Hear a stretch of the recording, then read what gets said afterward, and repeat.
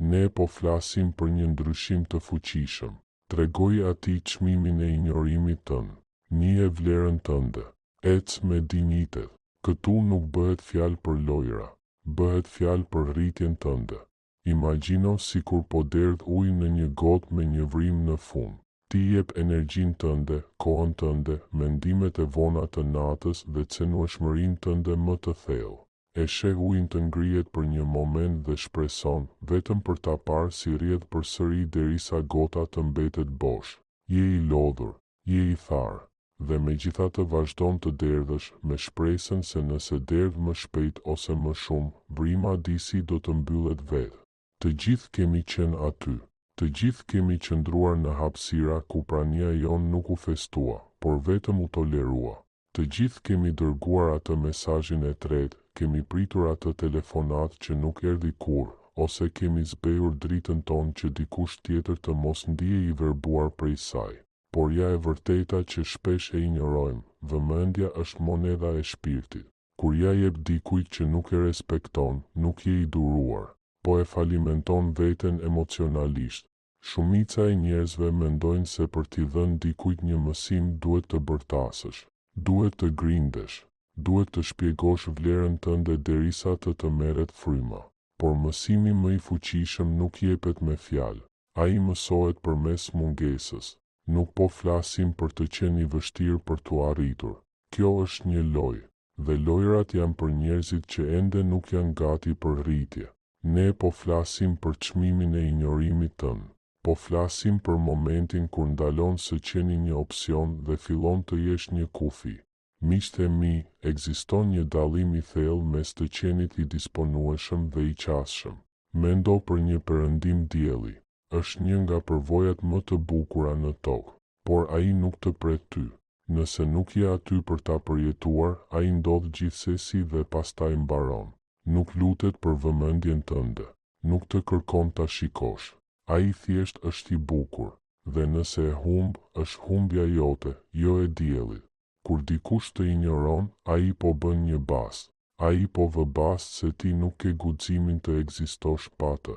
Po vë bast se vetë vlerësimi yt është aq i lidhur me miratimin e tij saqë do të qëndrosh në korridor duke trokitur në një derë që ai e ka mbyllur qartë. Por sot ne e ndryshojmë bastin. Në momentin që kupton se prania jote është një dhuratë, mungesa jote bëhet pasojë.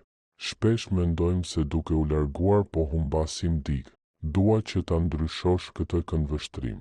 Nuk po i humb, po i kthen në versionin e jetës që nuk të përfshin ty. Dhe nëse nuk të vlerësuan kur ishe aty, lëri të përjetojnë realitetin e hapësirës tënde bosh. Mos e shpall largimin tënd. Mos posto citate në rrjetet sociale me shpresën se do t'i shohin. Mos bëj një bisedë të fundit të madhe. Një luan nuk ka nevojë t'i tregoj pyllit se po largohet. Pylli thjesht e ndjen ndryshimin në atmosferë. Kur largohesh me dinjitet, nuk e bën për t'i lënduar ata. E bën për të shëruar veten. Ti thua, e dua veten më shumë se sa e dua idenë që ti më do. Kjo është forma më e lartë e pjekurisë shpirtërore. Çmimi i injorimit tënd është humbja e versionit më të gjallë, më mbështetës dhe më të vetëdijshëm tëndin. Dhe më beso, sapo të shohin të lulëzosh në dritën tënde, pa pasur nevojë për lejen e tyre për të ndriçuar, do ta kuptojnë se nuk kanë injoruar vetëm një person, por një mundësi të vetme në jetë. Parimi i pasqyrës është ndoshta pilula shpirtërore më e vështirë për t'u gëlltitur, sepse e kthen fuqinë dhe përgjegjësinë drejt për drejt në duart e tua. Shpesh e kalojmë jetën duke pritur për një botë të drejtë. Një botë ku nëse jemi të sjellshëm, njerëzit janë të sjellshëm me ne. Nëse jemi besnik, njerëzit qëndrojnë. Dhe nëse jemi të dashur, ne duhemi. Por universi nuk pasqyron gjithmonë qëllimet e tua. Ai pasqyron standardet e tua. Kur flasim për njerëz që të injorojnë ose të nënvlerësojnë, duhet të shohim etiketën energjetike të çmimit që i kemi varur vetes. Imagjino se hyn në një butik luksoz. Sheh një orë ose një çantë pas një vitrine xhami. Ka një ndriçim të veçantë, një mënyrë të veçantë si sillet stafi dhe një çmim që imponon respekt. Nuk hyn brenda dhe përpiqesh të pazarosh gjysmën e çmimit, sepse ambienti dhe prezantimi tashmë e kanë përcaktuar vlerën. Tani imagjino të njëjtën orë në një treg pleshtash, në një grumbull hekurishtesh e mbuluar me pluhur. Edhe pse është saktësisht I njëjti objekt me të njëjtin mekanizëm të brendshëm, njerëzit do të përpiqen ta blejnë për disa qindarka. Ata nuk po gjykojnë orën, por reagojnë ndaj mënyrës si është prezantuar. Ky është parimi I pasqyrës në veprim. Kur I lejon dikujt të injorojë mesazhin tënd për ditë të tëra dhe pastaj gëzohesh kur më në fund të shkruan "Hey", po I tregon se koha jote është një artikull me zbritje. Po tregon se vëmendja jote është gjithmonë e disponueshme, pavarësisht se si trajtohesh. Po u mban një pasqyrë që thotë, vlera ime është e negociueshme. Mendojmë se po u tregojmë sa shumë I duam duke qenë pafundësisht mirëkuptues dhe fleksibël. Në realitet, po u tregojmë sa pak e respektojmë veten. Dhe ja e vërteta e hidhur, njerëzit nuk mund të duan më shumë se sa e do veten. Dhe sigurisht nuk do të respektojnë më shumë se sa e respekton veten. Ata thjesht ndjekin shembullin që ke dhënë. Kur ndalon së pranuari thërrime, I sinjalizon botës se je një vakt I plodh. Kjo nuk është arrogancë apo vështirësi, është qartësi. Është të kuptosh se nëse e trajton zemrën tënde si një hapësirë publike ku çdo kush mund të hyjë me këpucë të pista, nuk mund të çuditesh kur tapeti bëhet me njolla.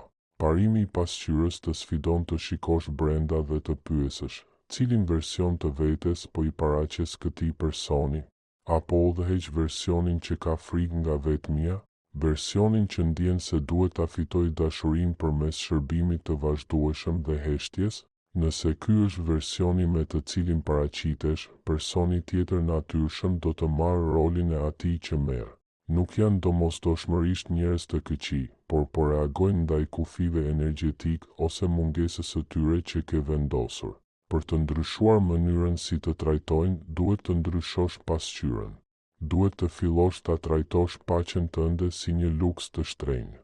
Kur fillon t'u thuash jo gjërave që të shterojnë, kur ndalon së shpjeguar I tepër para njerëzve që nuk dëgjojnë dhe kur zgjedh shoqërinë tënde mbi shoqërinë e keqe, pasqyra ndryshon. Personi përballë teje papritur sheh një etiketë tjetër çmimi. Ata e kuptojnë se zbritjet e vjetra kanë marrë fund. E kuptojnë se duhet të takojnë në nivelin e pasqyrës së re që ke krijuar. Nuk duhet t'u bërtasësh që ata të ndryshojnë. Thjesht duhet të ndryshosh mënyrën se si e vlerëson shpirtin që të shikon çdo mëngjes në pasqyrë. Heshtja si kufi është një nga mjetet më të keq kuptuara në kutinë emocionale të veglave njerëzore, sepse jemi kushtëzuar të besojmë se komunikimi është e vetmja mënyrë për të zgjidhur një problem. Na është thënë se nëse gjejmë fjalët e duhura, tonin e duhur ose analogjinë e duhur, personi tjetër më në fund do ta kuptojë. Ne e lodhim veten në një cikël të shpjegimeve të tepërta dhe në thelb I dorëzojmë planin e shpirtit ton dikujt që as nuk është I interesuar të ndërtojë një shtëpi me ne. Por vjen një pikë kur fjalët bëhen një formë tradhtie ndaj vetes. Nëse vazhdon të flasësh me dikë që të ka treguar me veprimet e tij se nuk po dëgjon, nuk po komunikon, po lutesh. Heshtja është momenti kur ndalon së lypuri. Është momenti kur kupton se zëri yt është një dhuratë dhe si çdo dhuratë nuk duhet të shpërdorohet para atyre që nuk e vlerësojnë. Kjo nuk është trajtimi me heshtje, që është një taktik manipuluese e përdorur për të lënduar ose kontrolluar dikë. Heshtja si kufi është një zhvendosje e brendshme. Bëhet fjalë për tërheqjen e qetë të energjisë tënde. Është realizimi I qetë dhe I kthjellët se nuk ke më dëshirë të luftosh për vendin tënd në jetën e dikujt tjetër.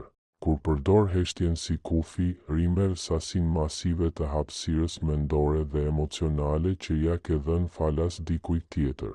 Mendo sa energji kushton të jesh I zemëruar, të pyesësh veten pse nuk telefonuan, të hartosh një paragraf të gjatë në aplikacionin e shënimeve që ke frikë ta dërgosh, ose të përsërisësh një bisedë 1000 herë për të parë ku gabove. Kjo është energji që po rrjedh nga jeta jote. Është karburant që mund të përdorej për qëllimin tënd, shëndetin tënd ose gëzimin tënd. Heshtja është tapa në atë rrjedhje. është mënyra jote për të thënë, nuk do ta përdor më forcën time jetësore për të mbushur një boshllëk që ti e mban të hapur me vetdije. Ka një fuqi të thellë në heshtjen që pason një periudhë në vlerësimi. Ajo krijon një hapësirë ku personi tjetër më në fund detyrohet të ulet me zgjedhjet e veta. Për sa kohë që ti flet, shpjegon dhe reagon, u ofron atyre një shpërqendrim. U jep një arsye të përqendrohen në nevojshmërinë ose intensitetin tënd, në vend që të përballen me neglizhencën e tyre. Kur hesht, shpërqendrimi zhduket. Ata mbeten vetëm në dhomë me sjelljen e tyre. Heshtja nuk është e zhurmshme apo agresive. Është e rëndë. Është pesha e mungesës tënde. Shumica e njerëzve kanë frikë nga kjo heshtje sepse mendojnë se do të çojë në fundin e marrëdhënies. Dhe ndoshta do ta bëj, por duhet të pyesësh veten se çfarë po mban vërtet. Nëse e vetmja gjë që e mban lidhjen gjallë është zhurma dhe përpjekja jote e vazhdueshme, atëherë heshtja është një mjet diagnostikues. Ajo të tregon shëndetin e një lidhjeje. Nëse një marrëdhënie shembet në momentin që ndalon së mbajturi pjesën më të rëndë të bisedës, atëherë nuk ishte partneritet, ishte një detyrë solo. Duke zgjedhur heshtjen, zgjedh të vëzhgosh në vend që të përthithësh. Tërhiqesh për të parë nëse personi tjetër e vlerëson mjaftueshëm hapësirën që zije për të provuar ta mbush. Nëse nuk e bëjnë, heshtja të ka dhënë përgjigjen më të qartë që do të marrësh ndonjëherë. Është akti përfundimtar i vetë respektit të ndalosh së foluri kur nuk dëgjohesh. Është një deklaratë se paqja jote e brendshme është më e rëndësishme se sa të kuptohesh nga dikush që është i vendosur të keq kuptojë. Luksi i qasjes është një koncept që kërkon të ndryshojmë perspektivën tonë, nga ta shohim veten si kërkues të miratimit, në ta shohim veten si çmimin e jetës sonë. Në botën moderne jemi bërë shumë të rehatshëm duke qenë të disponueshëm për të gjithë në çdo kohë. Mbajmë njoftimet në xhepat tanë. Reagojmë brenda sekondave ndaj kërkesave për kohën tonë, dhe ndihemi fajtor nëse nuk jemi vazhdimisht të disponueshëm për njerëzit përreth nesh. Por nëse e trajton qasjen tënde si një mall të zakonshëm, nuk duhet të habitesh kur njerëzit e trajtojnë me indiferencë të zakonshme.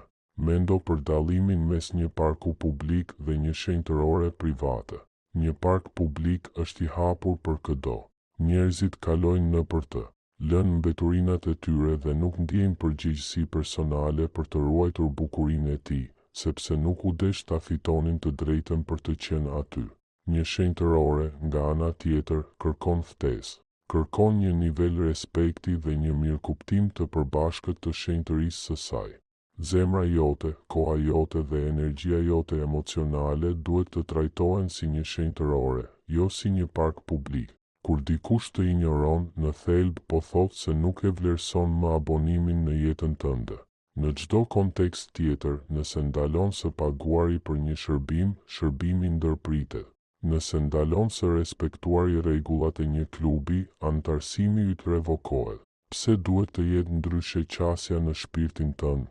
Shpesh bëjmë gabimin të lëmë derën hapur për njerëz që qartazi kanë ndaluar së hyrë me qëllim përmes saj. E lëm dritën ndezur me shpresën se do ta vënë re, ndërsa rrim në errësirë duke i pritur. Por luksi i qasjes do të thotë se prania jote është një mall me çmim të lartë. Kushton diçka të jesh në rrethin tënd të brendshëm. Kushton qëndrueshmëri. Kushton integritet dhe kujdes të vërtetë. Nëse dikush nuk është i gatshëm ta paguajë këtë çmim, thjesht humbet privilegjin e shoqërisë tënde. Nuk bëhet fjalë për të qenë i shtrenjtë në kuptimin material. Bëhet fjalë për të qenë i shtrenjtë në kuptimin energjetik. Do të thotë që po ja jote ka peshë, sepse je i gatshëm të thuash jo. Do të thotë që kur i jep dikujt vëmendjen tënde, ai e di se po merr diçka të vlefshme, sepse nuk ja jep kujtdo që e kërkon. Kur dikush të injoron, në thelb po vonon pagesën e respektit. Në vend që ta ndjekësh për borxhin, thjesht duhet ta mbyllësh llogarinë. Duhet të duash të jesh një edicion i kufizuar. Jo të gjithë duhet të jenë në rreshtin e parë të rritjes, betejave apo triumfeve të tua. Disa njerëz janë të destinuar të shohin vetëm nga vendet e lira, dhe disa nuk janë të destinuar të jenë fare në stadium. Kur e sheh qasjen tënde si luks, ndalon së ndjeri nevojën për të shpjeguar pse po tërhiqesh. Nuk duhet të justifikosh pse nuk përgjigjesh më në telefon në orën 2 të mëngjesit, apo pse nuk i ndan ëndrat e tua më të thella me dikë që herën e fundit ju përgjigj me heshtje. Të ecësh kundrejt të vraposh është dallimi themelor mes një personi që reagon ndaj dhimbjes dhe një personi që përgjigjet me forcë. Kur lëndohemi, injorohemi ose nënvlerësohemi, instinkti ynë natyror shpesh është të vrapojmë. Vrapimi nxitet nga adrenalina, paniku dhe nevoja e dëshpëruar për t'i shpëtuar ndjenjes së refuzimit. Kur vrapon larg dikujt, shpesh shikon mbi supe për të parë nëse po të ndjekin. Vrapon me shpresën e fshehtë se do të kapin për krahu dhe do të lutën të qëndrosh. Por vrapimi është një energji e paqëndrueshme. Është i zhurmshëm, është pa frym, dhe i sinjalizon personit tjetër se ai ende mban telekomandën e emocioneve të tua. Të largohesh duke ecur nga ana tjetër është një frekuencë krejt tjetër. Ecja është një lëvizje ritmike, e qëllimshme dhe e qetë. Është manifestimi fizik i një shpirti të qetë. Kur ecën, sytë e tu janë të drejtuar fort drejt horizontit të së ardhmes tënde, jo drejt rënojave të së kaluarës. Nuk largohesh për të shkaktuar një reagim. Largohesh sepse mjedisi nuk e mbështet më rritjen tënde. Forca e hapit të qëndrueshëm qëndron në përfundimtarsinë e tij. Kur dikush të sheh duke vrapuar, mendon se mund të arrijë. Mendon se me mjaft përpjekje ose me fjalët e duhura mund të tërheqë përsëri, sepse largimi yt bazohet në një shpërthim emocional të përkohshëm. Por kur dikush të sheh duke u larguar me qetësi dhe dinjitet, ai ndjen peshën e një vendimi të përhershëm.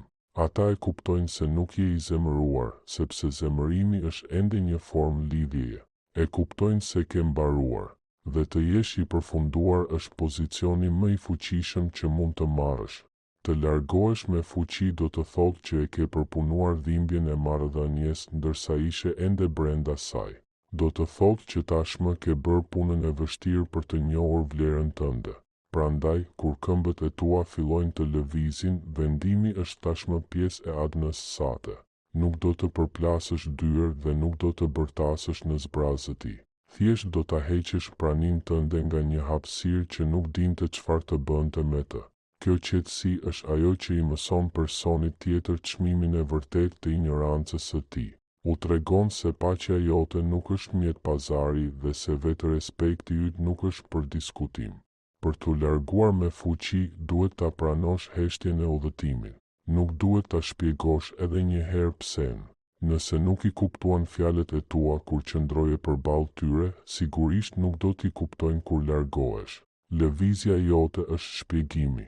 Çdo hap që bën larg një situate toksike ose indiferente është një hap drejt një versioni tëndin të plotë dhe të pandar, dhe është kalimi nga viktima e neglizhencës së të tjerëve në arkitektin e atmosferës sate. Njerëzit që vrapojnë shpesh përpiqen t'i shpëtojnë hijes së tyre. Por njerëzit që ecin ndihen rehat në lëkurën e tyre. Ata e dinë se kudo që të shkojnë, e marrin vlerën e tyre me vete. Ky ritëm i qëndrueshëm krijon një vakum respekti që personi tjetër përfundimisht mund ta ndjejë.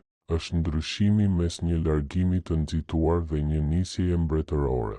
Lëviz me hijeshin e dikujt që e di se pjesët më të mira të jetës janë ende përpara tij. Dhe se të qëndrosh në një vend ku injorohesh është thjesht humbje e një palë këpucësh të mira. Kur largohesh, rimer frymën tënde, rimer ritmin tënd, dhe më e rëndësishmja, rimer drejtimin e jetës sate, pa pasur nevojë për një publik që ta duartrokas largimin tënd. Efekti i vakumit është një ligj shpirtëror dhe psikologjik që thotë se natyra e urren zbrazëtin. Sa herë që krijon hapësirë bosh, universi ka një detyrim strukturor për ta mbushur atë. Shpesh kapemi pas marrëdhënieve toksike, situatave pa shpresë dhe njerëzve që e injorojnë vlerën tonë, sepse kemi frikë nga zbrazëtia që pason. Qëndrojmë në hapësira ku jemi të padukshëm sepse mendojmë se të injorohesh është më mirë se sa të jesh vetëm. Por ajo që nuk kuptojmë është se, duke u kapur pas një personi që nuk na vlerëson, po zëm fizikisht dhe energjetikisht hapësirën që i përket personit që do të na shohë vërtet. Ke vetëm kaq hapësirë në zemrën tënde, kaq orë në ditë dhe kaq kapacitet emocional në shpirtin tënd. Nëse 90% e energjisë sate mendore shpenzohet duke pyetur pse dikush nuk të ktheu mesazh, ose duke analizuar sjelljen e tij të ftohtë, ke zero në dispozicion për të vënë re mundësinë e re, mikun e ri ose pasionin e ri që po përpiqet të hyjë në jetën tënde. Në thelb qëndron në pragun e derës dhe po bllokon bekimin tënd, sepse je shumë i zënë duke parë një mur që refuzon të lëvizë. Kur më në fund tërheq energjinë tënde, kur ndalon së telefonuari, ndalon së kontrolluari dhe ndalon së ushqetësuari për mendimin e tyre, krijon një vakum të madh. Në fillim, ky vakum ndihet si vetmi. Ndihet si një dhimbje e zbrazët në kraharor, por ajo dhimbje është në fakt zhurma e hapësirës që po pastrohet. Është zhurma e ajrit të vjetër, të ndenjur që largohet në mënyrë që oksigjeni i freskët të mund të hyjë. Nuk mund të ftosh një lidhje cilësore në një jetë të mbushur plot. Duhet të jesh mjaftueshëm i guximshëm për të qëndruar një moment në heshtjen e vakumit. Këtu ndodh transformimi i vërtetë. Në këtë heshtje, fillon përsëri të dëgjosh zërin tënd. Kujton hobet që i braktise, ëndrat që i heshte dhe kujdesin për veten që e neglizhove ndërsa ishe i zënë duke fituar vëmendjen e dikujt tjetër. Efekti i vakumit është mënyra si universi e shpërblen guximin tënd. Në momentin që dëshmon se do të preferoje të mos kishe asgjë se sa mungesë respekti, cilësia e asaj që universi të dërgon fillon të ndryshojë. Fillon të tërheqësh njerëz që veprojnë në frekuencën tënde të re. Njerëz që nuk kanë nevojë të mësohen për çmimin e injorimit tënd, sepse janë shumë të zënë duke festuar vlerën e të njohurit tënd. Ky efekt vepron edhe tek personi që ke lënë pas. Kur ishe vazhdimisht aty dhe u ofroje vërtetim dhe përpjekje pavarësisht neglizhencës së tyre, ishe mbushja në jetën e tyre. Ishe rjeta e sigurisë që u lejonte të ishin dembel dhe të pasjellshëm pa ndjer kur pasojën e humbjes tënde. Kur largohesh, krijon një vakum edhe në jetën e tyre. Pa pritur, heshtja që ke lënë pas është shurdhuese. Ata kërkojnë rehatin që u jepje, shtysën e egos që u ofroje dhe ngrohtësinë që rrezatoje, dhe nuk gjejnë asgjë tjetër veç ajrit të ftohtë. Shpesh ky është momenti kur njerëzit përpiqen të kthehen, jo sepse kanë ndryshuar, por sepse e kuptojnë se vakumi është i pakëndshëm. Por deri atëherë duhet të jesh aq i zënë duke mbushur hapësirën tënde me dashuri për veten, qëllim dhe lidhje të vërteta, sa të mos mbetet vend për mediokritetin e tyre. Duhet t'i besosh procesit të pastrimit. Mos u nxito ta mbushësh zbrazëtin me personin e parë që tregon interes vetëm për t'i shpëtuar heshtjes. Lëre vakumin të bëj punën e vet. Lëre të filtroj zhurmën dhe shtirësit. Kur e respekton hapësirën që ke krijuar, siguron që çfarëdo që ta mbush më pas, të jetë edenjë për personin që je bërë. Nuk po largohesh vetëm nga dikush, po ecën drejt hapësirës së hapur të potencialit tënd.